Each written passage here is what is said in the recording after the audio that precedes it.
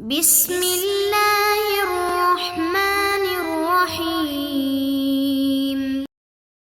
ایک کافر نے ایک بزرگ سے کہا کہ اگر تم میرے 3 سوالوں کا جواب دے دو تو میں مسلمان ہو جاؤں گا۔ جب ہر کام اللہ کی مرضی سے ہوتا ہے تو تم لوگ انسان کو ذمہ دار کیوں ٹھہراتے ہو؟ جب شیطان آگ کا بنا ہوا ہے تو پھر اس پر آگ کیسے اثر کرے گی؟ جب تمہیں اللہ تعالی نظر نہیں آتا تو تم اسے کیوں مانتے ہو؟ بزرگ نے اس کے جواب میں پاس پڑا مٹی کا ڈھیلا اٹھا کر اس کو مارا۔